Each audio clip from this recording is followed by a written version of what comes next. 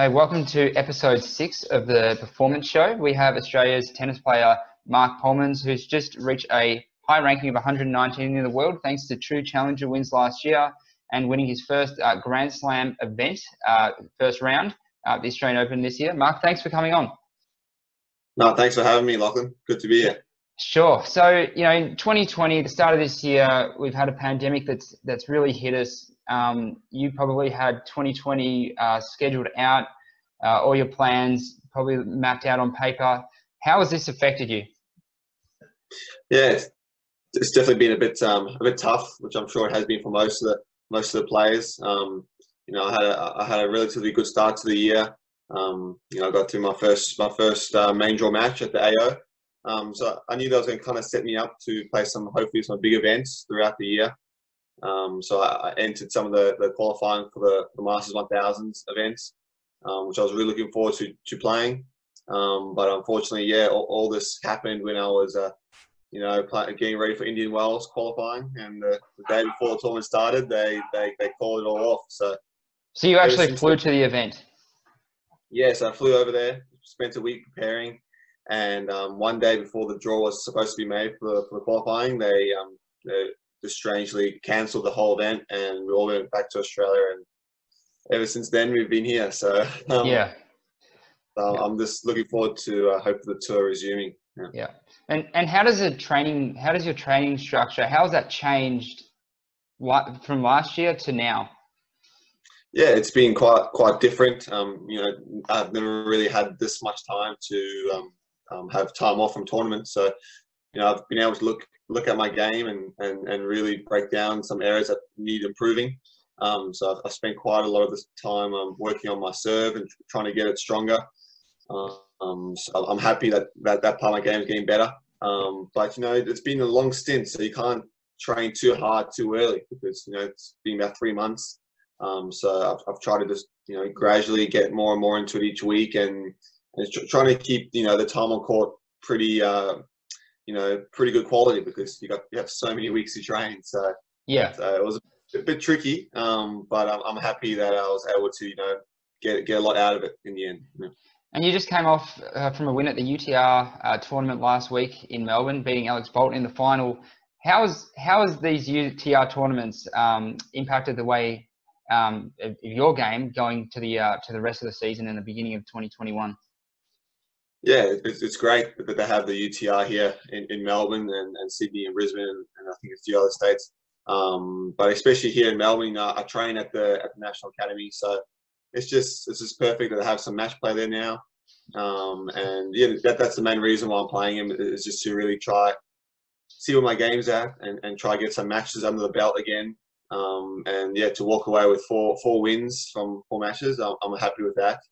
Yeah. And get a bit of cash is also always good. Yeah, oh, for sure. And a lot of people, they don't see it that you haven't earned any money in the last 3 to 4 months. This is your full-time job, even though you're a professional athlete. This is where you make your bread and butter. How important was it to actually get that bit of income going forward? Yeah, it's been great. Like you said, I haven't had any income coming in for the last few weeks, and I'm not coaching or anything like that. So I've just been playing and training the whole time and preparing for when tournaments came back. So it's been quite a while now since any money's come through, but it's fine. I had a good start to the year at the AO, and hopefully that prize money can help me for the rest of the year. But as I said, a lot of it goes to my coach and to my flights and back into my tennis. So yeah, tennis is a tough sport. It really is. And you've been playing challenger level events in 2018, 2019, but in 2020, I know you were planning to play Indian Wells, trying to qualify, and those players, for people out there, the 1000 Master Series are for really the main draw is you see top 30, top 40 players. How is the standard so different off the Challenger Tour to the Masters 1000 events? I know you played a couple in Cincinnati and Montreal last year. How does that change? Yeah, it's definitely different. You're preparing to play against most likely a top 100 player in the qualifying if you want to get through it. So it's definitely a bit of a step up in level. But I feel that that's where I can make the best gains. I'm playing against quality players, and sometimes I've walked away with the win, and sometimes you walk away with the loss. So I feel like the level is still pretty close. A lot of guys in the Challenger Tour they can play that level, just not day in and day out. So they can bring the level for maybe one day, but that's the whole the tough part is trying to back it up. So it's consistency. Correct. Yeah. So I know my level's there to get a few wins, but I'm just trying to really get the better of just backing it up day in and day out. So that's my next step for me. But the only way you can do that is by playing, putting yourself in those situations to play those quality players. So that's my goal for this year, and hopefully I can play a few more Masters 1000 if they bring it back in this year. Yeah, hopefully so. And they've got to make sure that everything is safe. I'm sure in 2021, I'm pretty sure the Australian Open 2021 is a go-ahead from what I've heard. I'm not sure if that's going to change, but so coming off the Australian Open last year, I know that you lost in 5 sets to Dennis Kudla, and you had a 7-6 in the third loss to Benoit Paire. They're cruel, they're painful losses. Mentally, how do you get over a match like that? How do you rebound back? Yeah, those are for sure one of the toughest couple losses for me so far. Especially the one against Kudla at the AO. I was really pushing for my first major win there.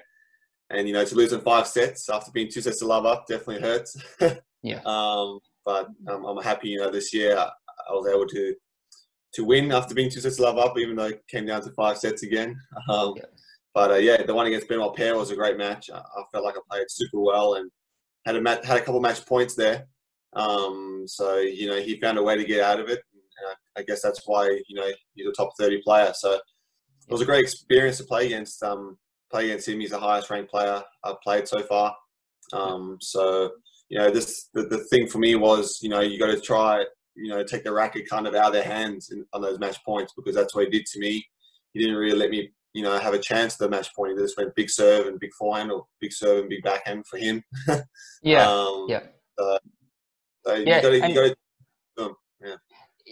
you see juniors on a sudden death point, or they're in a 5-all in the third, and they play some conservative tennis. But as you were saying, you try and take the racket out of their hand. You've got to be a risk taker. Yeah, I think at the top level, the guys they just go for it. They back themselves a lot, and some players do a lot better than others, and I think that's why it shows where the rankings are at. So you got to have the balls to go for a big shot on break point down, and he did, and that's why I think he won 7-6 in the third. He had the balls to do it. So and you can take so much out of that match when you're going to get into that situation again, more than likely, and. When you played against Mikhail Kukushin, you were serving at 5-4, right? You were serving for the match. What was going through your head at that moment? What was your plan in that? You needed 4 points to win the match, long match. Yeah. So for the match in the fourth set, and I really didn't play much of a bad game. I made a lot of first serves, and I came forward to the net to try to apply pressure, and he came up with a passing shot. So. I wasn't too disappointed that he broke me back. I knew I was still, it's only 5-all. He still have a chance to win the set. When I watched the match over again, I especially watched that game closely. And he really came up with a few great shots. He stepped in off my second serve and crunched the winner. So, if the guy does that, I can live myself. But in the end, he did go for it, and he did take the racket out of my hand in that game. I think that's why he broke me in that game. Yeah. So going forward for next year, if we put 2021 in perspective, ranking-wise, where would you like to get to? I know having a higher ranking is going to get you into higher level tournaments, higher prize money. Where would you like to get? Yeah, I think every year I'm just pushing and striving to reach the top 100. I think it's a goal for all the players when they first start out, and it's been something I've been working towards every year. And I'm happy I'm slowly getting there. I'm just my career high now. So each year I've been getting better. So hopefully 2021 will be the year I can try to crack into the top 100. And everything changes. You're playing major or grand slams after that. So that's what I want to get to. And for those out there, a Grand Slam match, you get the day off after a win, whereas in a 1,000 Masters, you've got to go again the next day. How does your physical preparation change between those tournaments, say between India and Wales and like playing in the French? Yeah, it's definitely tough. I didn't have a day off, unfortunately, after my 5-setter because there was a rain delay the day before. So you have to really try to take advantage of that day off. It can really set you off for the next match. But the Masters 1000, you can't do that. So it's Right. battle of the fittest, and the seeds sometimes get a bye, so it's a bit of advantage for them. Yep. So you got to. Recovery is just as important in tennis these days. That's what I've started to realize. Do you have like a pre-match routine, the day off? Let's just say you have a 4 p.m. match, you wake up out of bed. What's your routine for the day to get you ready for that match? Yeah, so usually, I'll get some breakfast, but I'll try head to the gym that's my first thing for preparation, I'd say, for the day, to really try to loosen up my body. I'll foam roll, stretch, jump on the treadie, try to get the legs pumping. I feel like this really gets my body nice and loose for the day. I'll especially do that if I have a later afternoon match. But if I have a morning match, well then my body, I'll do the same routine, but I'll feel pretty ready to go. Usually I'm used to playing in the mornings. Late afternoon matches I'm not quite as used to. So that takes a bit of slight different preparation But I feel like, getting your body nice and loose for the start of the day is important for sure. Yeah. Oh, for sure. So, in tennis, you're playing full time. You don't really get much breaks during the weeks. During the year even, you probably don't have much time to come to Australia. How do you keep a balanced lifestyle? I know there's a lot of burnout going on with young juniors. What do you do? What's your go-to? Usually I travel overseas about 5 to 6 months of the year, so it's not always easy. I usually try to travel with a bunch of other Aussie guys, which makes it a bit easier being on the tour with them. And also I'm lucky sometimes my mum and dad come and visit me maybe once a year when I'm overseas. So that really helps me, break things up. Yeah. But in my earlier years, 18, 19, I definitely found it tough to be away from home for so long. Yep. But I've gone used to it over the years, and this is my chosen. I've chosen to do this. So, So at the end of the day, I really do enjoy being on the tour playing. But I feel like it takes a few years to build that resilience. I feel. Yeah, and you say resilience. You play on the Futures Tour growing up. You play challenges week in, week out. I know there's a financial strain that you've got to deal with. There's a mental strain, being away from home, training so hard. You come off from a tough match. How has that last 3 to 4 years helped you to where you are today? I started off the year playing Futures. I think two or 3 years. So it's always the toughest trying to break through, I feel, in the Futures scene, because it's just that if you don't win or make the final of the event, you can't really jump that much in the rankings. Unfortunately, the points are so low. So you have to be pretty consistent in the Futures if you want to, break through into the Challengers circuit. I spent quite a lot of years just trying to get through that. I feel that the level isn't quite that different from the Futures to the Challengers. Obviously, the guys are a little more professional and they tick more of the boxes. But I feel when you get to the Challenger level, the points are much more. So it's a bit tougher to drop out of that ranking bracket. I've been playing the Challengers for the last couple of years as well now. But I feel the biggest step is getting into the ATP, because you have to be pretty consistent with your results if you want to get out of the Challenger. So it's a bit of a step-by-step process, but I'm slowly getting through the steps. Yeah, and you've had some remarkable doubles results now. Correct me if I'm wrong. You're in the top 100 for doubles. At the moment, I think I'm 110 or 112, Okay. something like that. Close, yeah. How has your doubles game really impacted your singles game? Yeah, I think it helps me a lot. You know, I'm not really the most powerful player on the court, so I try to, you know, come forward and use my volleys and find different ways to win points. So I feel like the doubles really, you know, gets my volleys, you know, fine tune them, and it's really good for the returning and coming in play that I like to do in singles.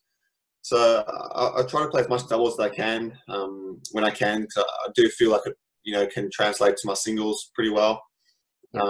But the only problem is, you know, if you're playing doubles, you can't really do that singles and doubles every week. So I try to balance it out, and then select a few tournaments to play doubles in. I try to play mainly the bigger events if I can. Yeah. But I really do enjoy playing doubles, and I feel like it really does help my singles game. Yeah. Well, I mean, you got an extra burden on your body that you've got to deal with. Do you think a lot of players play those doubles events for the prize money because it offers extra that you can actually make in that week? Yeah, I think so. I think some players do, you know, sometimes do enter doubles even though they're not, you know, expecting themselves to go super deep in the tournament. They're just playing, you know, just for a little bit extra cash, Yep. which you can understand. And also in the challenger events, you know, if you add singles but you're still in doubles, you'll still get your hotel room paid for the upcoming days. So that's a pretty big thing, which a lot of guys try to play for. But you know, sometimes I've gone deep in singles and I'm still in doubles, and you want to rest. You know, you want to rest your body for the next day of a big singles match coming up. So that's the only downside to it. But you know, that's why I try to space them out. Yeah. Yeah.